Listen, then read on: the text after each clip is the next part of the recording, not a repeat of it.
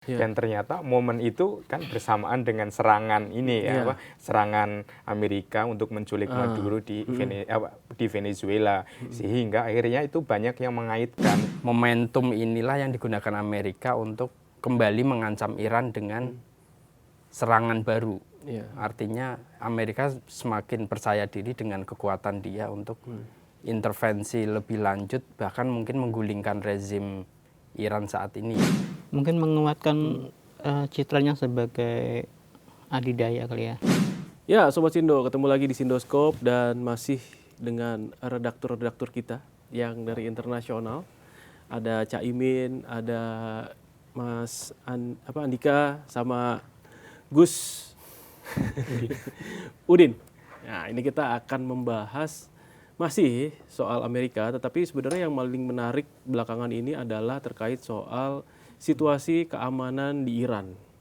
Nah, ini ada kaitannya kah gitu ya, invasi Amerika yang dilakukan ke Venezuela sebelumnya gitu ya, juga dilakukan ke Iran. Karena kerusuhan di Iran ini kayaknya possibility-nya ada dua. Yang pertama memang rakyatnya yang teriak untuk melakukan aksi unjuk rasa, atau memang ada pihak-pihak asing yang menggerakkan itu.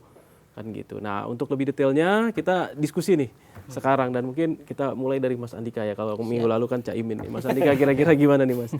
Kondisi Iran sekarang ini kayak gimana sih sebenarnya? Sebenarnya kalau Iran ini kan sampai sekarang pun masih terjadi demonstrasi ya.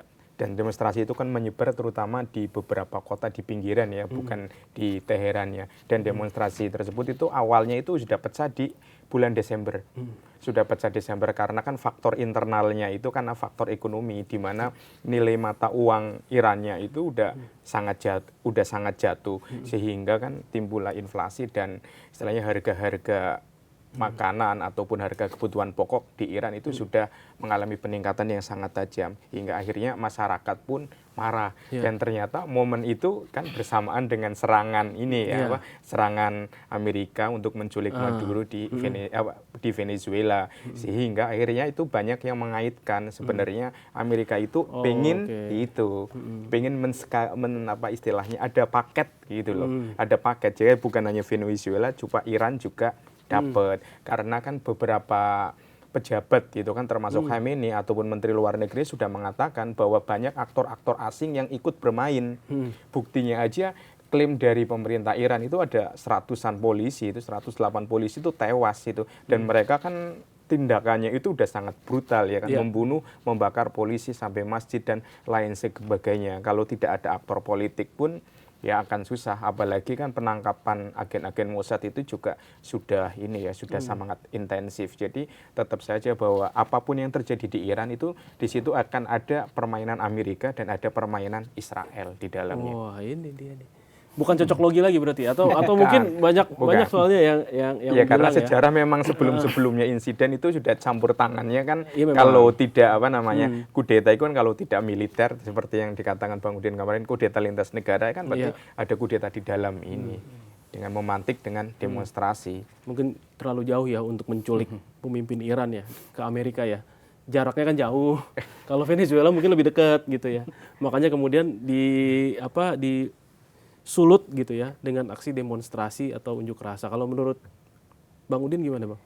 Kalau kondisi di Iran ini sekarang sebenarnya Amerika memanfaatkan momentum ya, kan dia baru beberapa hari ini menculik Nicolas Maduro di Venezuela, dan reaksi internasional juga nggak ada yang berani secara frontal melawan dengan kekuatan ya. Kalau cuman kritik kan biasa, kecaman biasa. Dewan Keamanan kan juga tidak bisa berbuat banyak. Artinya Amerika ini mengetes ombak. Jadi mengetes ombak di Venezuela. Ternyata nggak ada yang berani melakukan hal yang untuk melawan dominasi Amerika. Jadi momentum inilah yang digunakan Amerika untuk kembali mengancam Iran dengan serangan baru. Artinya Amerika semakin percaya diri dengan kekuatan dia untuk intervensi lebih lanjut, bahkan mungkin menggulingkan rezim Iran saat ini ya, seperti yang dia lakukan di Venezuela. Dan Israel sendiri kan sudah ngomong sendiri bahwa ada agen-agen yang sudah ada di Iran. Artinya memang demo itu memang awalnya kan karena krisis ekonomi, tetapi setelah itu bergulir semakin panas, itu menjadi salah satu kepentingan dari Amerika dan Israel untuk penggulingan rezim itu kemungkinan besar memang itu salah satu agendanya. Alasannya apa, Cak Imin? Kalau bisa diungkap gitu ya. Kalau misalnya memang Amerika terlibat di balik ini ya, di balik apa yang terjadi di Iran ini. Ya mungkin masih dendam lama kali ya, kalau dari perang Juni lalu itu kan Amerika sudah mengebom 3 situs nuklir di Isfahan, Fordo, sama satu lagi mana? Ya 3 itulah pokoknya. 3 lah ya, 3 ini nuklir ya. Ya kemudian Iran ini masih mengklaim bahwa program nuklirnya berjalan, program rudal balistiknya berjalan, dan itu membuat Amerika tidak terima. Mungkin ini akan jadi kelanjutan lagi bahwa akan ada serangan lagi ya. Yang terbaru ini Departemen Luar Negeri Amerika sudah mengeluarkan peringatan seluruh warga Amerika di Iran harus meninggalkan negara itu sekarang juga. Ini yang dikhawatirkan ini menjadi sinyal bahwa invasi akan segera terjadi. Cuman nggak ada yang tahu karena nggak ada sumber intelijen yang pasti bahwa serangan memang benar-benar akan terjadi. Tapi apa yang terjadi di Iran juga sebenarnya memang kondisi negaranya ya yang memang nggak stabil, dan tadi disampaikan ya sama Mas Andika ya bahwa ada inflasi yang tinggi, terus kemudian bahan-bahan kebutuhan juga meroket tajam gitu kan, sementara kebutuhan masyarakatnya malah kurang gitu. Cuma ada yang membedakan antara Iran dengan Venezuela. Jadi kalau Venezuela kan ketika sebelum serangan itu kan sudah ada parade militer ya selama 6 bulan itu kan kapal induk dan lain sebagainya. Setelah itu militer di Venezuela kan sudah dipegang. Itu kan buktinya itu kan tidak ada serangan balasan dan itu udah dipegang. Tetapi ini beda dengan Iran. Iran kan garda revolusinya kan belum bisa dipegang.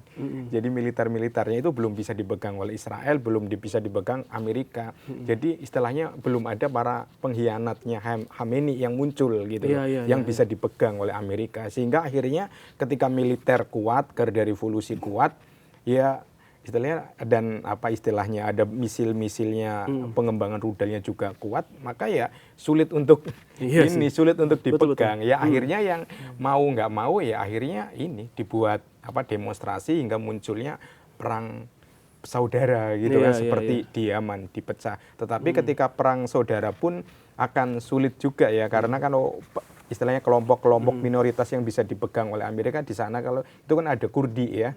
Kurdi kan terkenal etnis yang memang ingin melawan Khamenei, dan ada beberapa etnis di pinggiran, tetapi itu dominasinya nggak terlalu besar karena kan garda revolusi kan terkenal dengan pasukan yang sangat loyal kepada pemerintahan berbasis ulama di Khamenei. Jadi untuk menggoyangnya itu agak butuh proses yang sulit. Kayak banyak yang sering coba ya untuk menggoyang itu ya, tetapi memang nggak pernah berhasil ya. Belum pernah berhasil kan, udah ada banyak serangkaian demonstrasi berulang kali.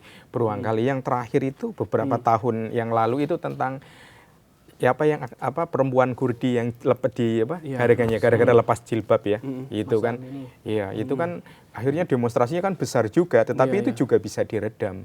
Tetapi sinyal pemerintah Iran udah mengatakan bahwa politik mereka stabil itu kan ketika Menteri Luar Negerinya udah memanggil para dubes. Jadi ada konferensi pers bersama dengan para dubes negara-negara asing dan mengatakan bahwa Iran sudah kondisi di Iran sudah benar-benar bisa dikontrol gitu. Ya maksudnya ini artinya memang ada upaya ke situ ya, ada upaya bahwa untuk untuk menggulingkan pemerintahan yang sekarang di Iran. Tapi meskipun itu juga sepertinya sulit ya untuk dilakukan karena militernya belum bisa dipegang gitu kan ya? Iya, karena kan faktornya dimanapun kan militer. Nah kalau Mas Udin sendiri gimana Mas ngelihatnya? Apakah terus kemudian kalau saya lihat ya ini kayaknya juga ada dalam tanda kutip nih jual beli senjata nih gitu ya kan? Perang ini kan biasanya kan gitu kan? Ya Amerika memang punya alutsista yang kuat lah gitu. Terus kemudian dia juga punya persenjataan yang dijual ke negara-negara lain gitu. Sementara Iran juga produk ya, memproduksi alutsistanya gitu, ya kan? Yang mungkin di Yaman menggunakan itu ya, membantu gak sih kira-kira? Ya, emang proyek industri senjata Amerika ini memang memainkan peran besar ya dari semua agenda Trump itu kan semuanya selalu menguntungkan industri senjata. Artinya ketika setelah pasca penculikan Nicolas Maduro, saham-saham perusahaan senjata di Amerika itu meningkat drastis. Artinya investor-investor senjata untuk perusahaan-perusahaan Amerika itu menguat, semakin percaya dengan kemampuan pemerintah membangkitkan industri senjata, karena sebenarnya kondisi ekonomi Amerika sendiri juga sebenarnya tidak baik-baik saja. Dengan memicu konflik baru di Iran ini, jadi ada potensi penjualan senjata Amerika juga meningkat karena semua negara itu akan memperkuat persenjataannya masing-masing, karena sekarang yang berlaku sudah bukan hukum internasional ya. Jadi seperti yang saya katakan kemarin. Ya, minggu lalu seperti bahas tuh ya, matinya hukum internasional ya. Karena nggak ada yang peduli dengan ditangkapnya Maduro. Sekarang yang berlaku itu hukum rimba ya. Siapa yang kuat, siapa yang punya senjata. Nah, disitulah industri senjata akan menguat baik itu di wilayah Timur Tengah atau di wilayah Amerika Latin bahkan. Artinya semua negara sekarang akan memeriksa kesiapan senjata mereka untuk melawan intervensi-intervensi asing, karena sekarang sudah tidak lagi berlaku hukum internasional yang benar-benar dihormati ya. Tapi kan Iran ini juga punya produksi senjata yang dijual keluar juga kan? Iya kan? Iya, dia pesawat punya tempurnya segala macam kan? Drone ya? Andalan Iran drone. Drone, rudal, dan beberapa persenjataan Iran itu kan sudah terbukti bisa membobol Iron Dome-nya Israel. Israel, betul. Artinya sebenarnya senjata Iran itu pun juga diperhitungkan oleh Amerika. Makanya kemarin ketika Iran membalas serangan Amerika dengan menyerang Qatar, menyerang pangkalan militer AS di Qatar. Yang meminta genjatan senjata sebenarnya yang ngomong Trump langsung. Artinya Trump sendiri juga ketar-ketir dengan kekuatan militernya Iran. Artinya, tapi Iran nggak berbisnis senjata ya? Itu maksudnya pertanyaan saya itu. Dengan Rusia itu. Dengan Rusia. Dengan Rusia ya? Dengan beberapa negara yang bisa mengakali sanksi Amerika kan, Iran mendapat sanksi untuk penjualan senjata, dia nggak bisa. Jadi sesama negara-negara yang mendapat sanksi, misalnya Iran dengan Rusia. Oke. Ya, artinya unjuk kekuatan, juga ada bisnis di baliknya gitu. Tapi selain senjata, kalau menurut Mas ini apa keuntungannya Amerika menjatuhkan Iran, kekuasaan di Iran itu?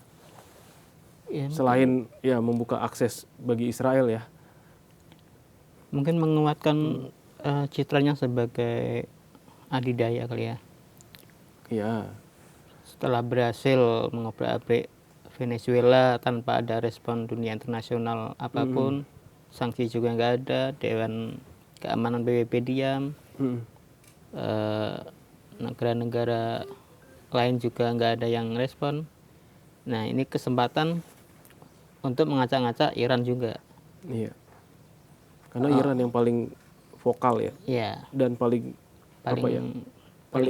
berani gitu ya, menghadapi Israel dan Palestina ya, perang di Palestina ya. Tapi uniknya Iran ini unik, negara yang sudah dihantam sanksi, dihantam embargo bertahun-tahun, masih bisa memproduksi senjata yang ampuh kayak drone yang dijual di Rusia, yang mengobrak-abrik Ukraina. Nah, itu hal yang lain tuh. Unik kan, bagaimana sebuah negara yang dibatasi bisa hebat kayak gitu. Nah, itu gimana Mas Andika? Ya, karena kan Iran itu kan punya sejarah ya. Jadi kan dia adalah bangsa yang besar dulunya ya, bangsa Betul. Persia. Ya. Dan rasa kebanggaan, rasa istilahnya rasa faktor ras itulah yang sebenarnya memicu keberanian itu, memicu keberanian Iran. Dan istilahnya itu juga bahwa meskipun saya disanksi, ekonomi saya susah dan lain sebagainya, mereka tetap percaya diri karena kan faktor rasnya Persia itu dan masa kejayaan di masa lalu kan tetap menjadi pegangan walaupun siapapun pemimpinnya sekarang. Kalau yang saya melihat kemudian Iran itu kan juga tetap dia akan membangun koalisi ya. Koalisinya kan pertama itu kan dengan Cina, kemudian dengan Rusia, termasuk dengan Korea Utara, istilahnya musuh-musuhnya. Termasuk Iran juga kan yang terbaru itu kan ikut latihan perang BRIC ya di Afrika Selatan gitu kan. Itu kan juga menunjukkan bagaimana saya juga punya teman loh, saya tidak sendiri gitu kan. Itu kan ditunjukkan kepada Amerika. Dan selain itu adalah Iran itu kan tetap menjadi benalunya Amerika di Timur Tengah. Kita ketahui kan bahwa beberapa konflik itu kan di Timur Tengah tetap di situ ada faktor Iran dan kembali lagi di situ adalah faktor ideologis karena kan berkaitan dengan antara Syiah dan Sunni itu kan hingga akhirnya akar-akarnya itu kan antara Iran itu pun dianggap bukan negara Arab karena faktor ras dan karena faktor kepentingan-kepentingan yang tersebut. Jadi ya skalanya tetap akan menjadi jangka panjang dan tetap akan menjadi riak-riak terus dan bisa saja itu dipantik oleh siapapun. Apalagi sekarang Trump kan dan ada Israel itu ada Benyamin Netanyahu yang sayap kanan banget yang memang sangat tidak suka dengan Iran. Nah iya itu jadi akhirnya memang Iran ini terjepit ya. Walaupun meskipun dia tadi Mas Andika bilang punya banyak teman sebenarnya gitu. Nah tapi kalau kita lihat nih, kita terlepas dari Iran dulu nih, kita lihat manuvernya Amerika Serikat gitu ya. Oke lah, Venezuela satu hal, terus kemudian Iran juga satu hal gitu ya. Nah kalau soal Greenland ini gimana? Greenland ini itu salah satu bagian dari strategi Amerika juga untuk memperkuat pertahanan militer atau kemampuan militernya dalam wilayah Arktik ya. Karena Greenland kan berada di Arktik. Cuman yang jadi permasalahan selanjutnya itu Greenland itu merupakan wilayah otonom Denmark. Denmark itu anggota NATO. Nah, Amerika juga anggota NATO. Ketika Amerika nanti menyerang Greenland, berarti kan berlaku pasal 5 NATO. Bahwa serangan pada satu negara itu berarti serangan pada seluruh anggota NATO. Padahal Amerika adalah anggota NATO. Makanya beberapa pengamat ini menyebut inilah awal keruntuhan NATO kalau Amerika berani menyerang Greenland atau menguasai Greenland. Kalau membayarin? Kemarin sempat ada isu ya? Apa? Mau dibayarin? Membeli ya. Kalau membeli prediksi saya itu kan tergantung warga negaranya apakah dia mau apa enggak.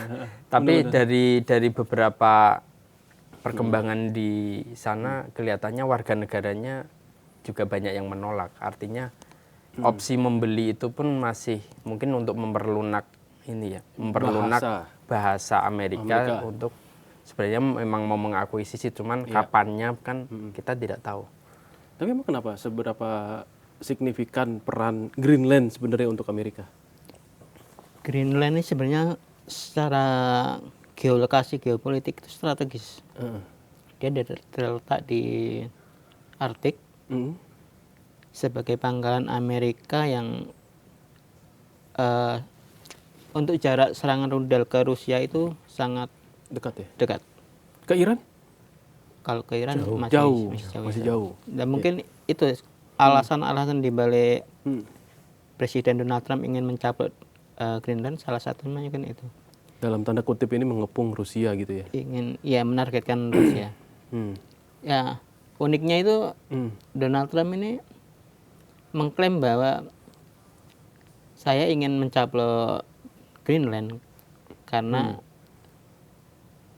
kalau tidak didului akan dicaplok oleh Rusia sama Cina. Lagi-lagi Cina dijadikan dalih kambing hitam. Dulu di Venezuela juga gitu. Ingin menjauhkan Cina dari Amerika Latin. Sekarang Cina dijadikan lagi alasan. Tapi sebenarnya ada apa sih di Greenland? Katanya banyak gas dan juga logam ya? Iya, kekayaan alam menurut para peneliti melimpah ya. Satu uranium. Uranium banyak di Greenland ya? Iya, uranium. Kemudian rare earth atau logam tanah jarang, sama minyak dan gas. Oke, berarti ada memang kepentingan ya hasil Sumber daya alam ya untuk mengambil Greenland. Laki-laki minyak kan. Iya. Tapi memang ini ya di awal tahun 2026 manuvernya itu udah cukup signifikan gitu kelihatan. Ya meskipun di Iran mungkin 50-50 kali ya Mas ya. Artinya keterlibatan Amerika masih to be discussed. Apa sudah firm sih? Form lah, kalau dari pemerintahannya kan form, dan di fakta-fakta di lapangan juga memang udah form nih, jadi kita Amerika. kita berarti ubah konsep pemikirannya. Enggak, kalau menurut saya, kalau di pemberitaan firm ya. Pemerintah Irannya juga itu mengklaim bahwa ini perbuatan Amerika perbuatan gitu. Donald Trump. Nah, berarti kalau misalnya kayak gitu, anggaplah itu strateginya Amerika gitu ya, di awal tahun ya ada ide menangkap Maduro dari Venezuela, terus kemudian mengobarkan unjuk rasa besar-besaran di Iran, terus kemudian mau membeli Greenland gitu. Sebenarnya Trump ini punya misi apa sih sebenarnya? Ingin menunjukkan dirinya sebagai ini ya, presiden yang imperialis gaya baru. Jadi kan imperialis ini memang, langsung aja. Iya, memang imperialis gaya baru. Iya. Dan imperialisnya kan basisnya itu tetap itu kan sumber daya alam. Kita ketahui kalau di Greenland itu kan sekarang es sudah mulai mencair ya. Selama ini kan mungkin beberapa dekade yang lalu, beberapa satu abad yang lalu bahwa es itu kan masih tebal. Dimana ketika es masih tebal berarti sumber daya itu kan semakin susah ya. Tersembunyi lah. Rare earth, kemudian minyak dan lain sebagainya, uranium itu susah untuk digali. Dan dalam beberapa tahun ke depan atau beberapa dekade ke depan, es akan semakin banyak mencair dan akan semakin banyak kelihatan dan semakin mudah untuk dikeruk. Itulah. Jadi daripada telat gitu kan direbut sama Rusia yang memang sudah juga istilahnya menanamkan investasi di beberapa perusahaan untuk tambang di sana, termasuk Cina juga bermain di sana ya. Amerika pengen ini mencaploknya secara penuh dan secara total gitu. Selain itu kan nantinya ketika es memang sudah mencair di sana, itu kan maka di Greenland itu nanti ada jalan akses mudah. Jadi untuk menghubungkan dari Amerika ke wilayah Eropa akan menjadi lebih mudah dan menjadi lebih jalur daratnya itu bisa dibangun gitu. Jadi ada semacam prediksi-prediksi secara sains itu seperti itu. Seperti itu. Jadi kan selama ini kan memang tidak bisa. Kan tidak bisa karena Arctic, es. Iya, iya. Jadi ada kedepannya itu ada semacam rute yang lebih singkat. Jadi harus direbut sekarang apapun caranya, termasuk membeli, invasi, negosiasi dan lain sebagainya, sebagai imperialis sejati lah gitu. Gimana Caimin? Iya, setuju sama Bang Andika, Pak. Ada julukan di Amerika namanya King Trump bagi para pembencinya. Karena Donald Trump ini wataknya gimana ya? Caplok sana caplok sini, tapi respon internasional tuh diam aja gitu. Dia yang terbaru itu kemarin kan dia memposting gambar yang diedit bahwa dia mengklaim dirinya presiden sementara Venezuela. Iya. Ya kan? Menteri luar negerinya itu Presiden Kuba. Iya, mau dijadiin presiden Kuba berikutnya. Ini menurut saya ini itu beneran dari dia atau emang jokesnya dari media sosial sih? Nah, Donald Trump ini kan antara jokes sama serius kan 11-12. Iya, beda tipis ya. Kita susah prediksi sih memang. Dulu mengancam Kanada mau dijadiin negara bagian ke 51. Sekarang yang mau dijadiin negara bagian ke 51 itu Greenland. Itu serius loh, karena ada rancangan undang-undang yang diajukan ke Kongres yang mewajibkan yang mendukung misi Donald Trump untuk menjadikan Greenland negara bagian ke 51. Itu serius berarti? Iya, serius. Ada rancangan seperti itu. Iya. Meskipun nanti lolos atau enggak belum tahu ya. Pede banget ya, padahal juga belum tentu belum punya dia gitu. Udah dibikin di Kongres aja. Ini benar-benar menurut saya pemimpin yang gila ya dalam tanda kutip ya. Negara orang main caplok. Padahal yang punya aja nggak mau. Denmark kan jelas bilang Greenland not sell, Greenland tidak dijual. Begitu juga dengan pemimpinnya Greenland. Jadi Greenland ini kan dulunya itu dihuni oleh sebuah suku yang kemudian dikuasai oleh waktu itu Denmark sama Norwegia kan jadi satu. Ya setelah Denmark Norwegia pisah, Greenland ikut Denmark, kerajaan Denmark. Denmark ini Greenland ini sudah ditawari boleh merdeka lewat referendum. Dan sampai saat ini masih menjadi bagian otonom Denmark. Artinya bahwa kalau benar-benar mencaplok Amerika benar-benar mencaplok Greenland ini jadi ini luar biasa ya, hukum internasional sudah nggak ada nilainya lagi. Iya. Tapi kalau misalnya dia merdeka pada waktu itu ya Greenland ya, ini Amerika lebih gampang nyaploknya sih dibanding sekarang ya. Iya gak sih? Penduduknya dikit, ya kan, kekuatannya mungkin nggak seberapa kuat, terus kemudian juga tidak ada backupan dari Denmark gitu kan. Ini bukan no man's island gitu, ya kan? Ya udahlah, negara kecil dengan jumlah wilayah yang besar gitu, ambil aja lah gitu. Bisa jadi kayak gitu ya. Nah, tapi yang menarik lagi selanjutnya adalah sebenarnya aksi-aksi yang terjadi di Amerika sendiri, gitu, ya. Yang ya dengan kebijakan Trump juga sih sebenarnya. Nah ini ya, ironis ya ini sebenarnya. Yang ICE kayak kemarin, nah itu gimana sih? Jadi di dalam Amerikanya sendiri penduduknya juga udah mulai bergejolak ya bahwa apa yang dilakukan ini benar atau salah sih sebenarnya gitu kali ya? Atau misalnya kenapa ya pemimpin saya begini gitu ya? Bagi mas-mas ini gimana? Ini ironi Amerika ya. Ketika di negara sendiri kacau, tapi masih ngurusin negara lain. Iya. Seolah-olah mengkuliahi HAM itu. Iya. Di Minneapolis agen ICE menembak mati seorang wanita yang sedang mengemudi. Kemudian Donald Trump mengomentari rezim Iran membunuh para demonstran. Bedanya apa gitu kalau mau fair ya? Ini kan apa yang disampaikan nggak sama dengan apa yang terjadi di negaranya. Kalau bahasanya hipokrit ya, munafik kan. Gimana Mas Andika? Kalau saya melihat yang polisi ICE itu yang menembak perempuan itu kan merupakan menjalankan kewajiban dari kebijakan Trump, termasuk dalam hal ini kan imigran ilegal, betul. Karena kan memang politisi sayap kanan itu kan terkenal dengan anti imigran, sehingga demonstrasi yang muncul itu kan umumnya juga ini orang-orang sayap kiri dan orang-orang yang memang pro imigran, dan orang-orang pro imigran adalah orang-orang yang pro Partai Demokrat, rivalnya seperti itu. Jadi dia namanya politisi, namanya presiden, itu akan tetap ini menganggap bahwa itu yang dilakukan adalah oleh musuh saya, dan itu tidak masalah. Dan Donald Trump itu juga pemerintahannya cenderung ini ya memang sangat otoriter, karena otoritarian government itu, jadi dia sangat membela, bahkan dibenarkan itu penembakan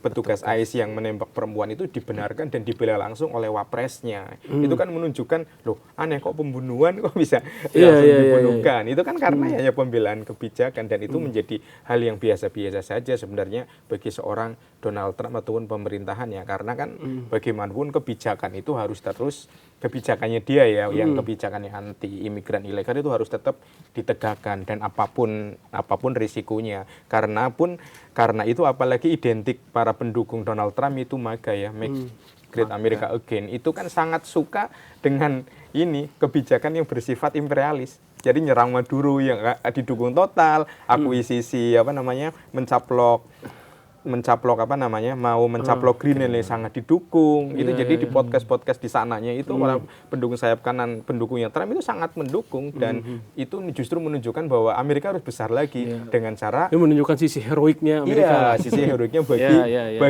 bagi para pendukung Trump dan ini kan mau ada pemilu ya, ada pemilu pertengahan dan dia ingin menaikkan itu sebenarnya elektabilitasnya yang memang popularitasnya kan memang agak turun. Dia pengen tetap memperkuat basis loyalitasnya termasuk dengan upaya rencana untuk menyerang Iran juga. Jadi kan ada rasa kebanggaan di sayap kanan. Saya harus kembali lagi nih. Itu kan mendukung partai kuncinya sebenarnya itu ya. Republik. Elektabilitas itu mungkin ya. Ya itu bisa jadi salah satu agenda untuk menaikkan elektabilitas.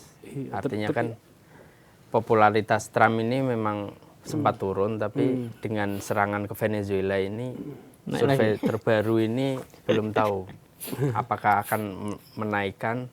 Kan terus nanti ada pemilu antar waktu itu akan jadi ujian. Kalau Kongres ini jatuh ke Demokrat, Trump itu sudah ngomong terus terang dia bisa dimakzulkan. Artinya dia mewanti-wanti Partai Republik harus menang di pemilu antar waktu. Karena kalau Demokrat yang menang dia bisa dimakzulkan dan semua agenda Trump itu otomatis oleh Demokrat akan diubah atau dicabut bahkan.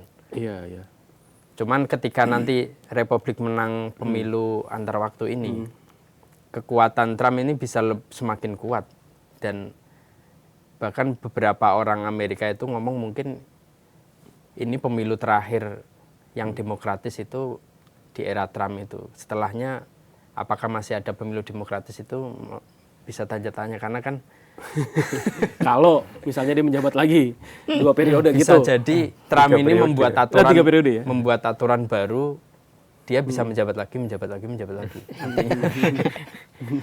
Bisa jadi karena kan dengan beberapa manuver dia di luar negeri ataupun di dalam negeri dan yang terbaru ini kan dengan mungkin pencaplokan Greenland. Yang saya khawatirkan itu malah nanti bisa jadi lebih cepatan Venezuela menjadi provinsi ke-51. Bisa jadi lebih duluan Venezuela daripada Greenland karena kan Greenland dia masih harus nego dengan NATO ya. Kalau dia menyerang Greenland, NATO bisa runtuh. Artinya menarik ini. Semua anggota NATO ini bisa mungkin menarik diri dari NATO dan kalau tidak ada anggota kan runtuh karena aturannya sudah dilanggar oleh anggotanya sendiri. Ya jadi memang apa yang dilakukan Trump ini memang ya ujung-ujungnya memang untuk meningkatkan elektabilitas gitu. Ya, ada kemungkinan potensi ke situ kan? Iya, ya dengan menunjukkan bahwa Make American Great Again itu apa sih gitu. Itu kan satu kalimat yang aksesnya kemana-mana tuh ya. Bisa ya tadi menunjukkan bahwa Amerika menjadi negara adikuasa, Amerika menjadi negara superpower, Amerika yang menjadi negara yang bisa mendikte negara lain, menginvasi ketidakadilan, mereka bilangnya kan gitu, ya kan, kekurangan-kekurangan di negara lain gitu kan. Ya Trump sendiri sudah terang-terangan ya, dia bilang saya tidak butuh hukum internasional kan gitu. Itu artinya apa? Bahwa dia akan menghalalkan segala cara untuk mencapai ambisi globalnya. Ya. Di Venezuela sudah jelas piagam PBB, hukum internasional dilanggar, kekebalan seorang kepala negara dilanggar, kemudian main ancam, Iran diancam, kemudian Greenland mau dicaplok. Ini nggak ada yang ngingetin dia apa gimana ya? Uniknya ini Dewan Keamanan PBB di mana, PBB di mana, kemudian NATO dan negara-negara internasional lainnya mana, nggak ada sanksi apapun kecuali sebagai perbandingan ya. Kalau Rusia menyerang Ukraina kena sanksi besar-besaran. Kemudian Indonesia juga pernah kena sanksi karena kasus di Timur Leste itu. Sekarang terang-terangan nih Amerika menginvasi Venezuela, nggak ada satupun sanksi itu. Kemudian Korea Utara memproduksi rudal dan nuklir kena sanksi. Amerika mengacam negara lain nggak kena sanksi. Ini jelas praktik standar ganda abad sekarang ini. Standar ganda. Kalau menurut saya itu sebenarnya model imperialismenya Trump itu adalah bentuk ini karena dia sudah gagal ketika melaksanakan perang dagang. Ya. Jadi perang dagang dengan Menarik Cina, juga tuh perang dagang, perang dagang itu kan dengan beberapa negosiasi dan lain sebagainya. Itu justru istilahnya perdagangan di Amerika sendiri kan ekspornya tetap defisit, justru malahan impor dari Cina, impor dari negara lain juga tetap besar. Jadi ada semacam kegagalan di situ. Jadi perang dagang itu tidak bisa mengangkat ekonomi Amerika.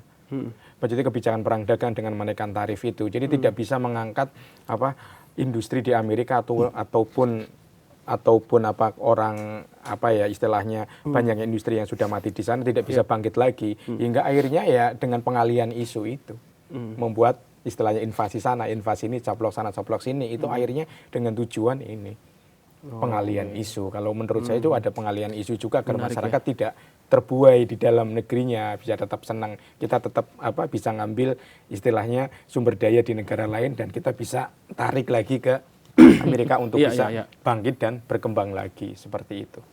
Iya, salah satunya juga masalah ekonomi berarti ya.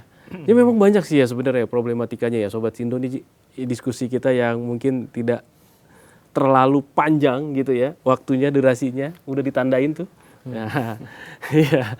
Tapi paling nggak kita bisa nanti diskusi lebih lanjut lagi terkait soal geopolitik dunia, terutama apa yang harus dilakukan oleh Amerika gitu, yang menarik untuk kita kupas. Dan yang tadi disampaikan oleh kawan-kawan juga dari redaktur Sindo, ada banyak sekali insight ya terkait soal apa manuver Trump selanjutnya, terus kemudian bagaimana sebenarnya yang terjadi gitu ya, termasuk isu terkait soal rencana untuk pemilu di Amerika Serikat sendiri gitu ya, dan meningkatkan elektabilitas. Dan ini bisa jadi salah satu pemicu ya, termasuk juga dari sisi ekonomi yang tadi disampaikan Mas Andika. Kita ketemu lagi di Sindo Scope berikutnya. Sampai jumpa. Assalamualaikum warahmatullahi wabarakatuh. Waalaikumsalam warahmatullahi wabarakatuh.